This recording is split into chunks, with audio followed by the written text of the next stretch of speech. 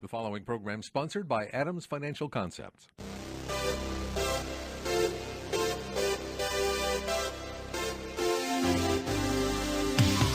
About money, a different approach to investing you won't hear anywhere else. Your host, Mike Adams, is a registered investment advisor and works with investment portfolios exceeding over $100,000 in net worth, and has a proven track record of managing long-term investments surpassing the markets in the long term. The information shared on the following program is for educational purposes only, and any investment advice given may not be suitable for all investors. And now, here's Mike. Yeah, it's Friday, and we're going to be talking about money. You know, I read some crazy stuff. I end up reading things like the history of interest rates. My wife says I read really crazy stuff. Interesting to me. I mean, how can you get really absorbed into something like the history of interest rates going back to a couple millennium ago? But I do. It's interesting. And this week I was reading the General Accounting Office report on retirement. And it struck me as I was reading this, over half of the people that are over 65 are living on Social Security.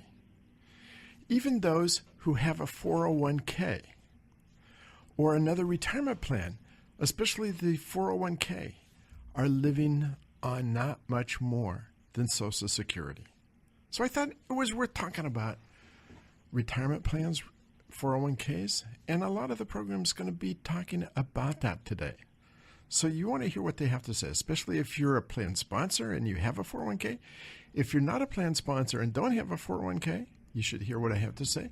And if you're an employee who has a 401k, one thing that struck me out of the whole thing is an article on retirement, a study that's been done that shows that people who have a good 401k are 5 times more likely to stay with their employer than those who don't. But we'll get to that. I want to digress for just a minute because we're in earnings season, and there's been a lot of talk because when you compare this year's earnings to last year's earnings, there's been a lot of negative talk, a lot of people talking negatively and saying tough times are here. You know, we're going through this little correction, and I do call it a correction. It's not a precursor to another great recession. It is a correction. We've had corrections in 30 of the last 36 years, and this year it'll be 31 out of 37 years.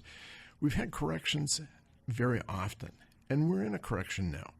And people are talking about earnings. But if you take apart the earnings and what's happening, if you look at the companies that are related to energy, oil, and natural gas, those companies' earnings are going to be down an estimated 64%. Now, total earnings of everything in the Standard & Poor's 500 are expected to be down 2%, but the drag on earnings are those companies that are related to energy, and especially oil. And you remember that last August, oil prices dropped from the hundreds down by 50 or 60%. So it's to be expected we're going to see that kind of response. Materials, you know, that commodities are way down worldwide. We have an overcapacity. I talked about that some time ago. Maybe we'll talk about it at the end of the program if there's time. But we're in a Walmart world where there's excessive capacity. And with that, material companies that are handling commodities and materials, their earnings are down 18%. Now, if you take everybody except for those two categories, if you look at everybody else, their earnings are up significantly. So we have a dichotomy. We have two groups of companies. So when you hear about earnings are flat to down, they're down for certain segments and they're up for others. So we're in a correction. We're in a correction. And I'll talk more about that later, I think. But you know, retirement is one of those times when it's either all about the golden years or the olden years. And if you look at what's important to people, you know, going back, even before we talk about retirement, the millennials now make up a third of the workforce. the millennials, a third of the workforce, and they're expected to be 40% of the workforce by 2025, according to Kiplinger. And what's happening is there needs to be changes in the workplace. If you're a business owner, it's a time to think about what you do for recruiting, for managing, and keeping tech-savvy workers. Generally speaking, we're finding that millennials are different from older workers. They're more consumer. They're more focused on consumer-directed health plans. They're more concerned with wellness benefits, not just the normal, what we think of wellness, but on-site yoga, CrossFit. They want to stay healthy. They want generous parental leave. They want help with college debt because a lot of them have a lot of college debt. They want flexible work schedules. They want regular feedback. They want professional paid benefit and retirement benefits. And when you talk about that, their third largest concern, when you talk about the worries, their third largest is retirement. But it's not just millennials. For employees over 40 years of age, it's their biggest concern. What do they do for retirement? For those that are approaching retirement and over 55, it's an intense concern. What is happening for retirement? But the kicker is, now that we're down to unemployment rates of 5%, 5.1%, I can remember when there was 10%, 8%, 9% unemployment. There were a lot of people looking for jobs. Now everywhere you go, you see signs, help wanted. The kicker about this whole thing about 401ks and retirement plans is that employees who have a very good retirement plan, a very good 401k, are 5 times more likely to stay with their employer than those who don't. There's a cost to train. There's a cost to recruit new employees. So when you think about that whole thing, it's usually less expensive to do a 401k plan than to go out and recruit people on a continuing basis. Golden years or olden years? There's a focus there. When you look at a 401k, however, there's a lot of questions being raised by the regulators. In my industry, there's a lot of talk about what's going on with the Department of Labor, and they want everyone who's dealing with retirement plans to have a fiduciary standard of care. Lots of pushback about that, especially the large firms are really pushing back. I've talked about this any number of times. The fiduciary standard of care. What is a fiduciary? That means that every decision that's made is in the best interest of the client. The fact is 401k plans have been very, very profitable for the large firms. And the Department of Labor did a study, and they found that there were 17 different fees that were being charged, many of which were bundled and hidden. And if you look at what that impact is, a 1% reduction in the performance of a plan will decrease over 20 years, will decrease the value of that bundle at the end, that nest egg. A 1% drop in the performance will drop the net result at the end by 17%. That's over a 20-year period. It's even greater for a 30-year period. And while many people spend less time planning for their retirement than they do for their vacation, it has a significant impact because we're talking about a period of time which could potentially be a 35-year period of time of unemployment. Once somebody turns 65, they could be facing another 35 years before they die. Seems strange to say before they die, but that's the truth of the matter. The General Accounting Report said that 25% of 50-year-olds, many have exhausted their retirement savings because of 2008. Many have cut back on medical, and they've delayed retirement. Their work shows that 54% of U.S. workers, 54%, have less than $25,000 in retirement savings. And 27%, a quarter of those people with retirement plans have less than $1,000. Participation in retirement plans is less than 75% in many cases, and the average balance is between $144,000 and $153,000. That means that a person who's 55 with an average balance today of $109,000 will probably retire with about $405 a month, not $405,000. Anyway, there's 72 million participants in 483,000 plans, and many of the participants are very underfunded. On top of all that, 77% of the plans, according to the Department of Labor, are out of compliance.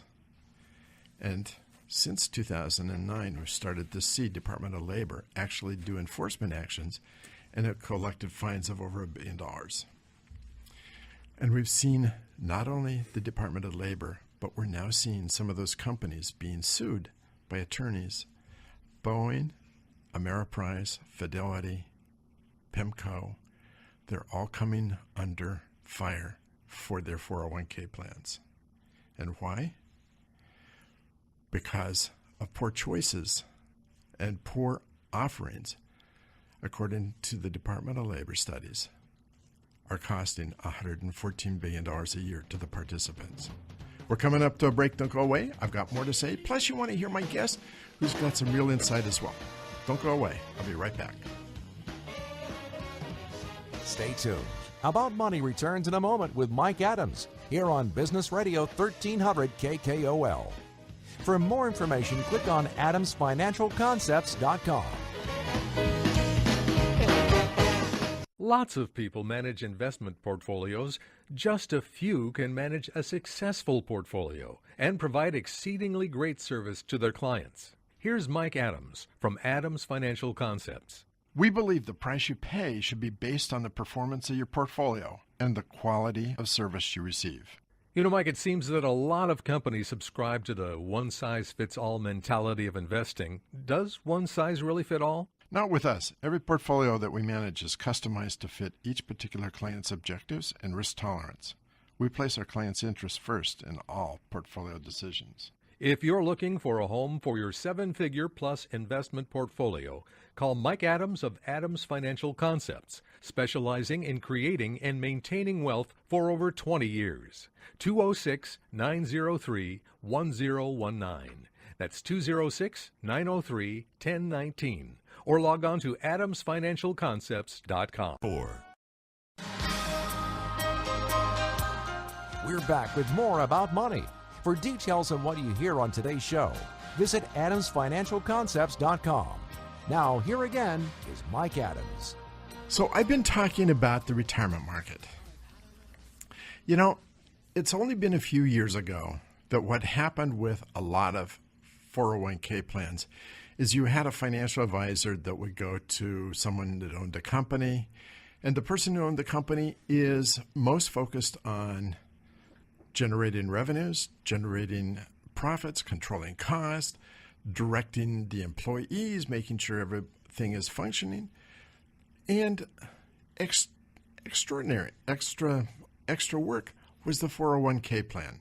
And so an advisor would come with something that the employer would want for his employees. He'd set up the 401k plan, and he put it all into the hands of the advisor to select the program, to select the platform, to select whoever was going to do it, to select the mutual funds, to do the whole thing. That's the way a lot of it operated. I've had any number of discussions, well, not that many discussions, I guess. I've had discussions with employers who felt that they were not even a fiduciary. They turned it over to someone else, they turned it over to an advisor and assumed that the advisor was a fiduciary.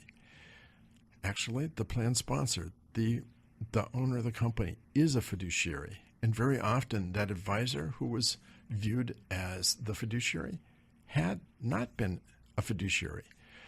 Where the funds were and the company, they had documents that said they were not a fiduciary. So if anything went wrong, It was on the shoulders of the plan sponsor.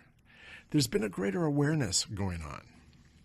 It is, in fact, when they begin to check, owners are beginning to realize that they are fiduciaries, and, of course, now with the proposal from the Department of Labor, the advisors are going to have a fiduciary standard as well. The Department of Labor has done a number of things because most of the employees, a lot of employees who had a plan, thought that the plan was free. It was just something that was provided. They didn't realize that there were fees that were being charged. There were fees that were being charged by the mutual fund companies. There were fees being charged by the platform. There were fees being charged by the advisor. And all those were being taken out of the employee, the participant plan values. The Department of Labor, in fact, found that there were 17 different fees being taken out. Not all from one individual, but up to 17 fees. And University of Pittsburgh professor once called it was like pigs at the trough, because Wall Street was benefiting greatly from the fees. Now, Department of Labor is asking that those costs be shown on statements. And even though there's some additional questions, Dalbar and Cerulli are doing a study to see if all the fees are actually disclosed. Some of the fees, at least a good portion of the fees, are being shown. The quarterly fees showing up, but the Department of Labor, in their studies, have found that poor choices made by the plan participants are costing the participants $114 billion. That's because the education program is not very strong. So there's a number of issues that are facing successful 401ks. Raises a lot of questions. There's an incentive for employers to use fiduciaries. That's going to be probably forced anyway. But the reality is, when most people talk about 401ks, they talk about the three F's. They talk about the fiduciary responsibility, they talk about the funds, and they talk about the fees. But the reality is, it's not about the three F's. It's not about fiduciary. It's not about the funds. It's not about the fees. What a 401k plan is for is to prepare the employees for retirement, to prepare them for that 35 years of being unemployed, that 35 years of retirement. It's about educating. It's not about advisors meeting with individuals to try to sell them life insurance, to try to get them to use the advisor for their personal investments. It's about educating the employees about what's in their 401k and what is to their advantage, and meeting their objectives and their risk tolerances. It's assuring that the plans are compliant. And we're going to be talking more about that with our guest today. He's got a lot to say about that, because 77% of plans are not in compliance. It's about doing the due diligence. It's making sure that the proper funds are available, and they're not the most expensive funds. They're not the funds that give the greatest amount to the advisor or to the fund company, but they're the ones that are the most appropriate for the individual. And there's now services, because each plan files every year what's called a 5500. It's their tax form. And you have services now like Judy Diamond, like Brightscope, that are now looking at 5500. And they're looking at how company plans are doing. Judy Diamond actually will evaluate plans, and they sell that evaluation service. You know, we at Adams Financial Concepts, we do 401ks, and we actually subscribe to Judy Diamond. We look at 401ks, and we look at potential customers. And Judy Diamond will actually give a score to each 401k based on the information coming from that public 5500. And that score is based on several things. It's based on the rate of return. They look at the rate, how that plan is done for 1 year, for 3 years, and 5 years compared to the Standard & Poor's 500. They'll look at the participation rate, how many employees, how many participants are participating in the plan.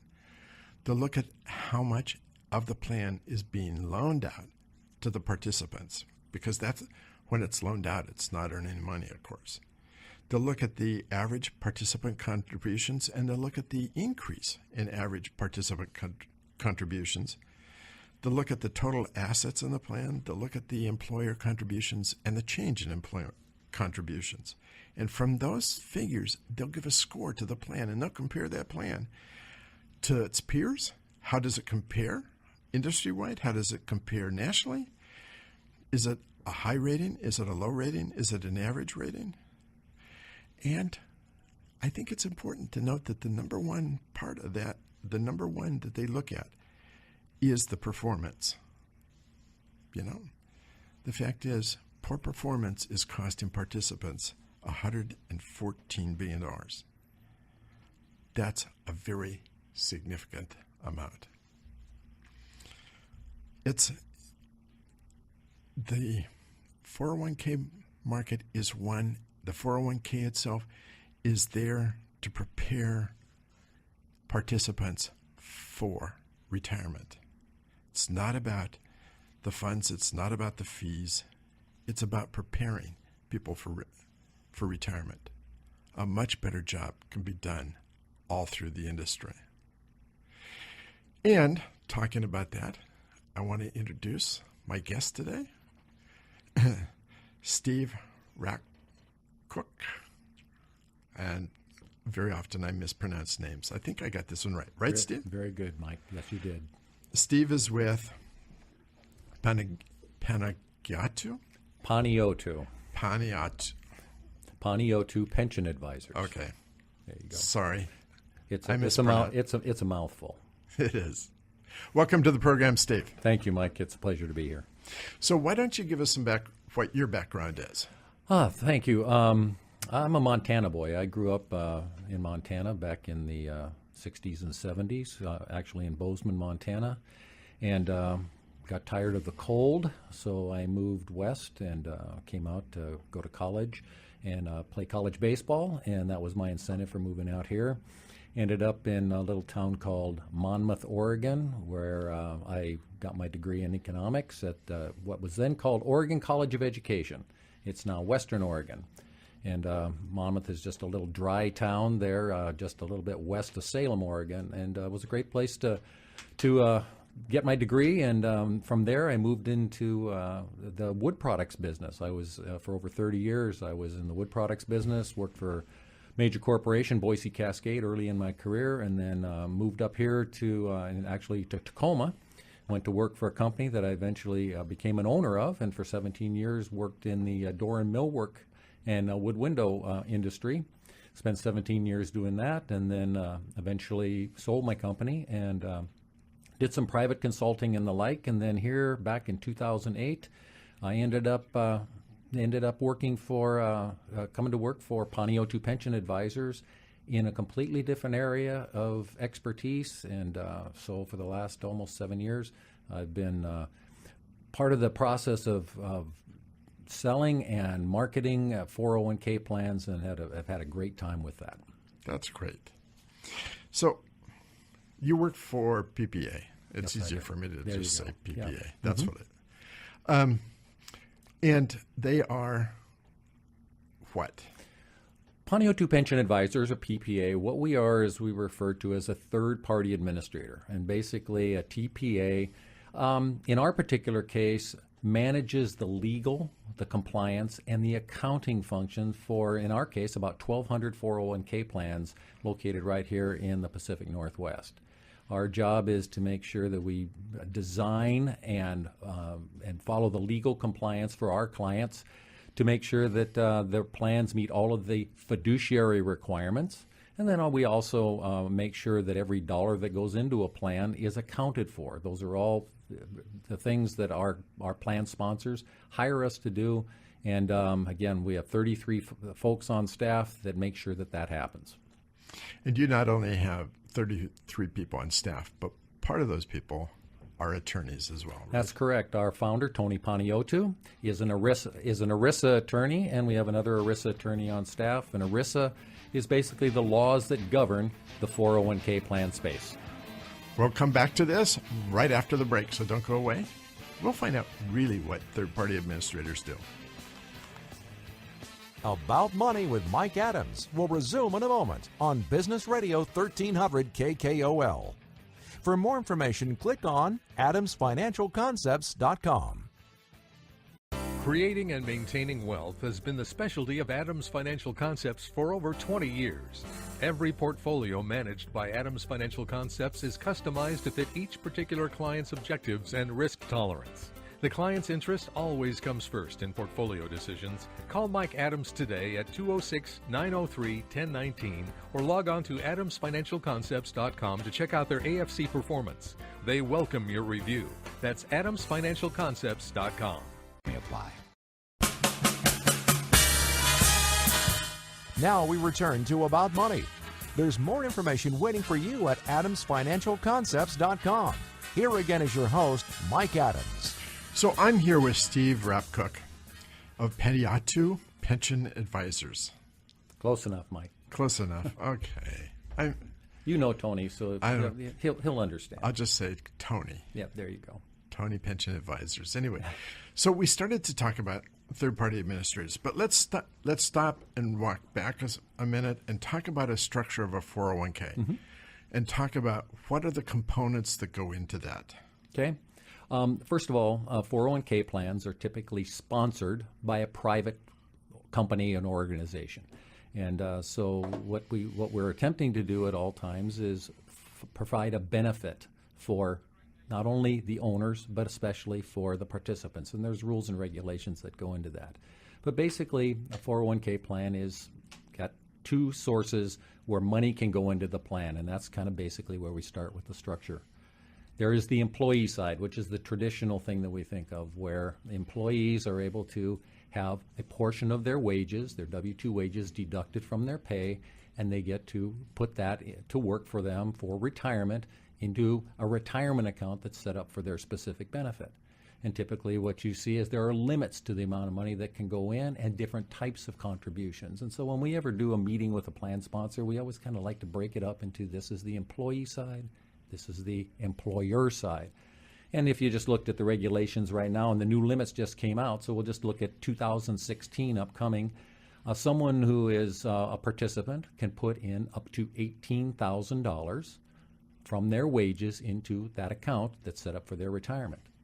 And then interesting enough that anyone who is 50 years of age or older, kind of to your point about those of us who may have got started a little later than we should have, we get what's called a catch-up deferral. And in 2016, as it was in 2015, that catch-up deferral is an additional $6,000. So someone who's 50 or older gets to put in $24,000 if they have the wherewithal to do it into their account. And that way they get to accelerate a little bit since they're getting a later start. There are also a couple of types of contributions. And two ways that we talk about is one has been the traditional way, and it's what's called on a pre-tax or tax-deferred basis. That means that someone can, instead of having their dollars divided up between what they get to keep and then what's withheld and sent back to Washington, D.C., then we have two ways that we can do that. One, that pre-tax is you keep a portion of it, portion goes back, but if you put it in to the plan itself, that dollar goes in whole. And then you're able to let those dollars continue to ride. And then here back in 2006, we were also able to add what's called the after-tax, or commonly referred to as Roth element. And in that way, you deposit that dollar into your account. You pay the tax today at whatever your current tax rate is.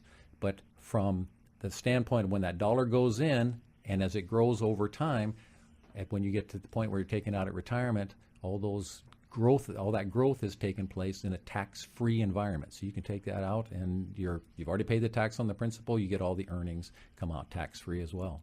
And very often the earnings are several multiples of what you put in. Yep, compounding. Albert Einstein said it's the eighth wonder of the world. You know, that compounding interest that takes place in these plans is pretty significant. The other thing that you're able to do is that you can roll money from other plans, maybe another 401k plan or individual retirement accounts or simple type of plans that are employer sponsored. Maybe those are still hanging out there and the participant left that other company. They can roll those dollars into this plan as well. And that's another way to get things consolidated as well as fuel the account as they begin the process. And it's a way for the participants to really understand what their investments are doing, because if you have a person moving from one place to another place, they might have several different plans with multitudes of investment choices and keeping track of what's what. They probably are not making the best choice all the way through. Well, and one of the places where they make bad choices is by cashing those accounts out. And if instead that's what the rollover allows for, is they can roll those dollars in and they can avoid those taxes and penalties that would occur as a result of taking a distribution. Distributions, you know, someone who's under the age of 50, typically in 25% tax bracket, if they took those dollars out in cash, they're looking at a 35% tax and penalty. $10,000 distribution, net $6,500. That's really expensive money. It is expensive. And so the other thing that we're able to do, we got the employee side, and a plan sponsor can stop there. They can say, all we're going to have is the deferral part, where people can defer from their wages. But typically, to your point earlier on, talking about recruitment and retention, well, oftentimes folks need to be incentivized to participate. And so that's where these plans also allow for employer contributions. They can be on a discretionary basis, and it'd be something that the employer has the flexibility. If they are having a good year, yeah, maybe they'll offer an employer matching contribution, or maybe even a profit sharing contribution, or combination of the two. And those are oftentimes decisions that are made at the discretion on an annual basis once you close the books. There are also things to consider. There are regulatory situations here where we've got to consider the type of employee groups. And plans are typically divided into two groups. One are what are referred to as highly compensated individuals, and then there are the non-highly compensated individuals.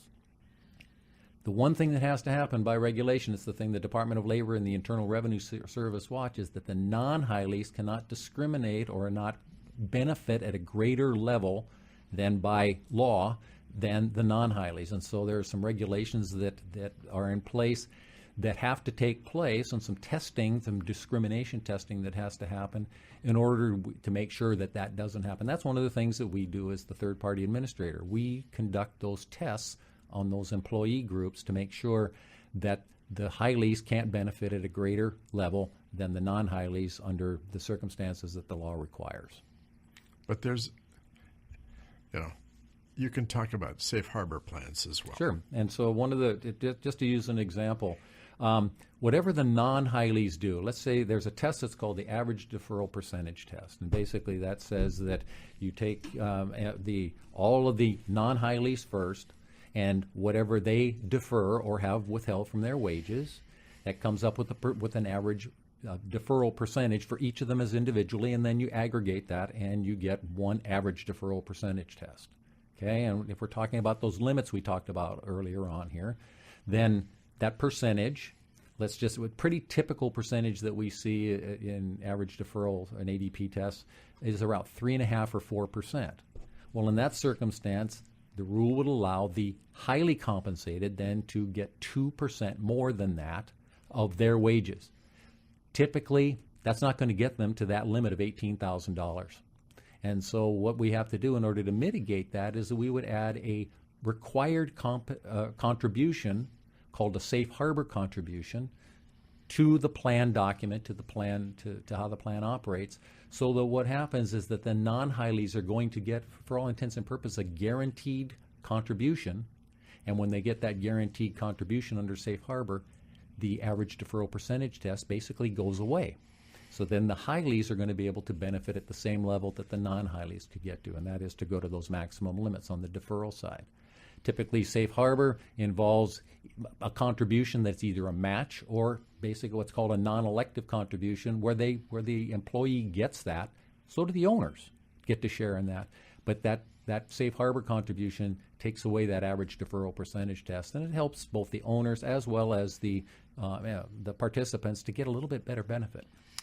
And it is significantly advantageous to most owners to do that. Oh, absolutely. It creates an incentive for the folks to contribute, because you're going to tell them all day long as an advisor that there's a certain percentage you need to be saving. And if they're putting their own money in and they're getting a match, for instance, as an incentive, that increases the incentive for those folks to contribute their money, because in a matching situation, that's basically free money, But in a match, if you don't participate, you don't get the free money. And so again, it creates that incentive that also then accelerates the savings rate. So we use, at Paniotu Pension Advisors, for instance, we have what's a matching formula that is based on, you put in $1, the company matches us at 50 cents on that dollar, up to 6% of our wages. Somebody making $40,000 a year who puts in 6%, that's $2,400 of their own money, is going to get a $1,200 contribution from the company itself. Well, if you look 6 and 3, that's a 9% savings rate. That's a powerful incentive for all of us to participate, because we're getting to that magic number where you're trying to send 10 to 15%.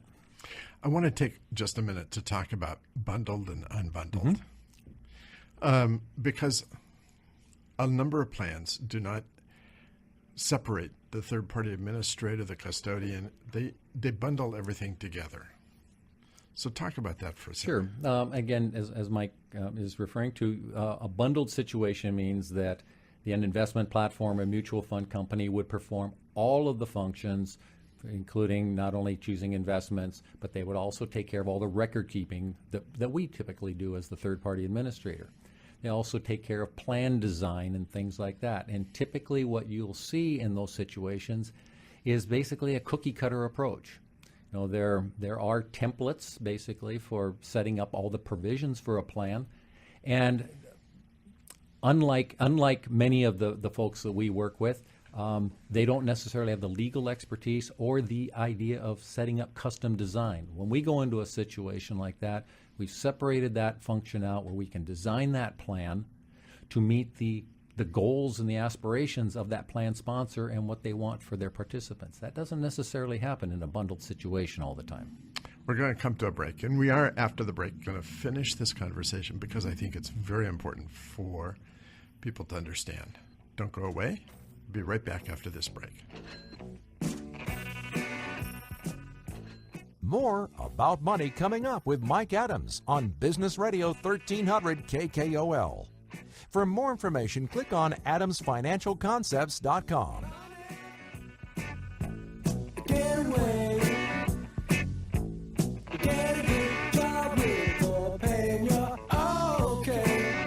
Lots of people manage investment portfolios.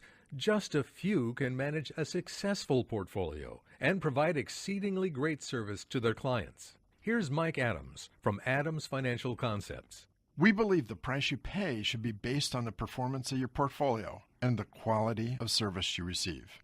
Mike, it seems that a lot of companies subscribe to the one-size-fits-all mentality of investing. Does one size really fit all? Not with us. Every portfolio that we manage is customized to fit each particular client's objectives and risk tolerance. We place our clients' interests first in all portfolio decisions. If you're looking for a home for your 7-figure plus investment portfolio, call Mike Adams of Adams Financial Concepts, specializing in creating and maintaining wealth for over 20 years. 206-903-1019. That's 206-903-1019. Or log on to adamsfinancialconcepts.com. About Money continues.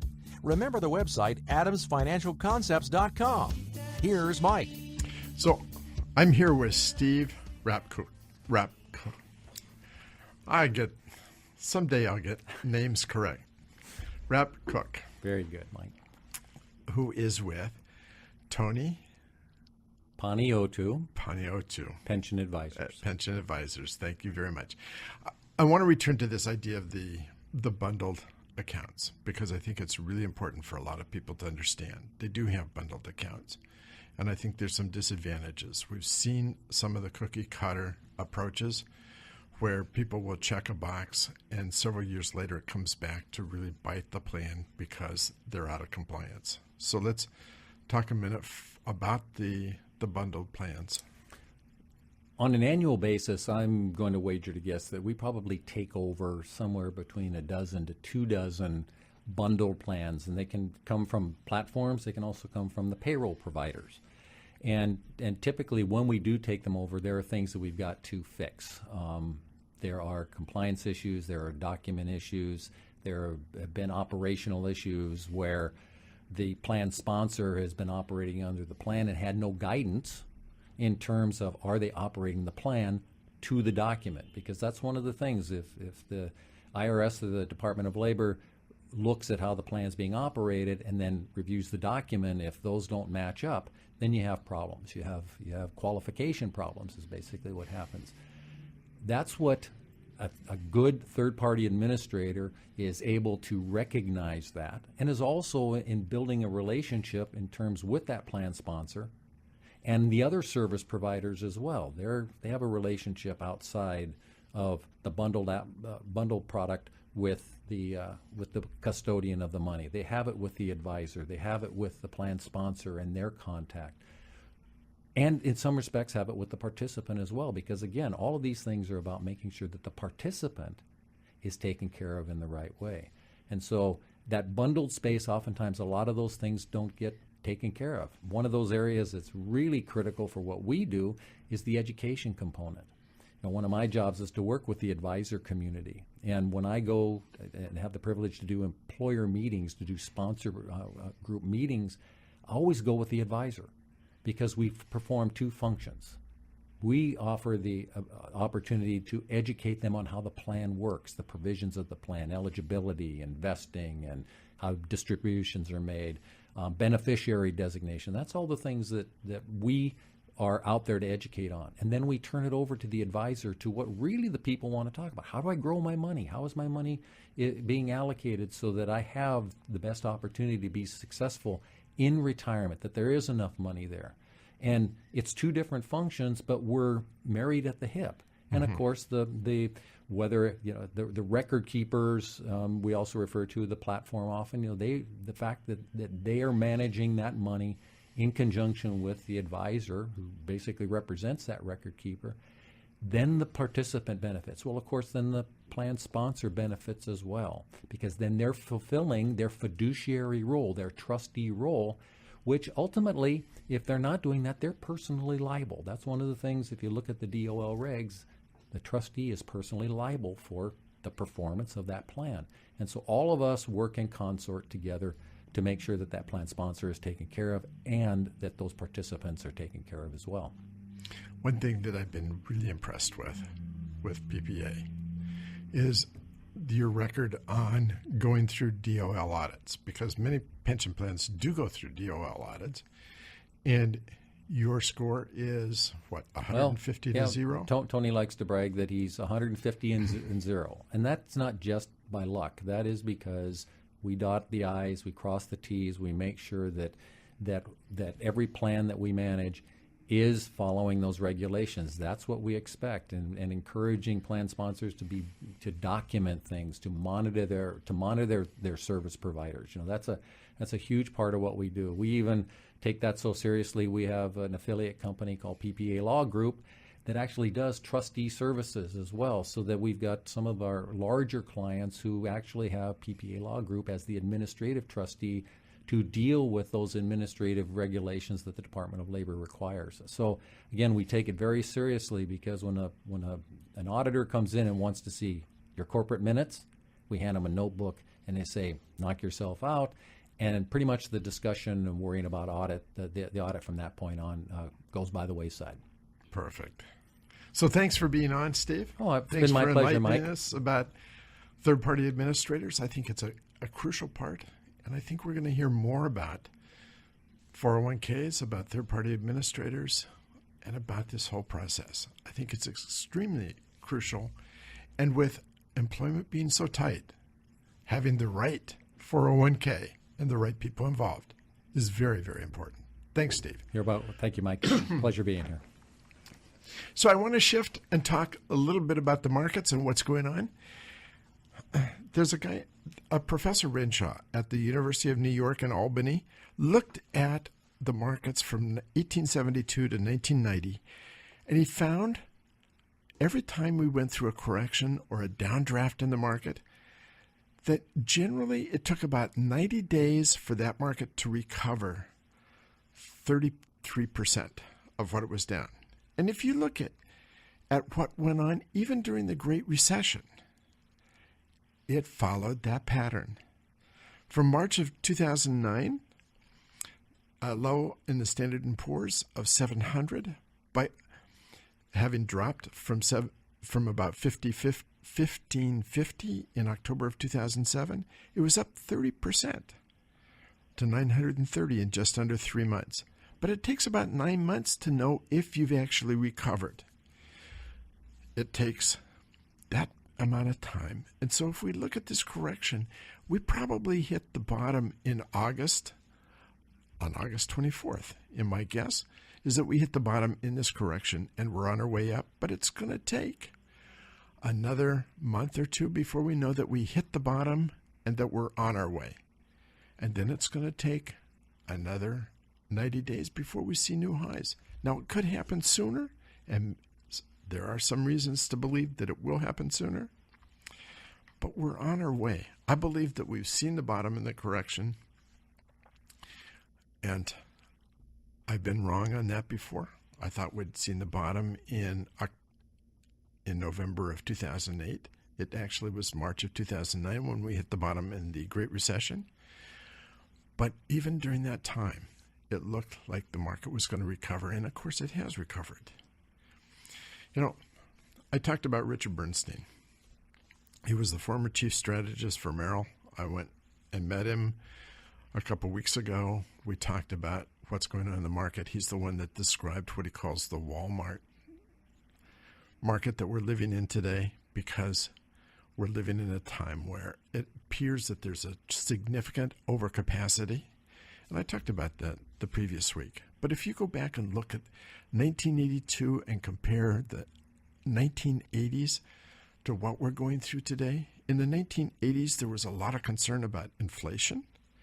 There was concern about federal budget deficits. And actually, we had twin deficits. We had the trade deficit as well. There was a lot of concern about slowing profit margins. We've heard a lot of talk about that in the last month or two. We've heard about, back in 1982, there was concern about runaway monetary policy and the Fed printing money.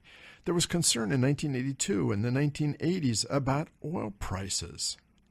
There was concern about economic growth in the economy. The economy was only growing between 2.5% and 0%. Very slow growth at that time. There was concern over the federal tax policy. There was concern over sovereign debt, Argentina and others. There was concern over Social Security, federal entitlement programs going bankrupt.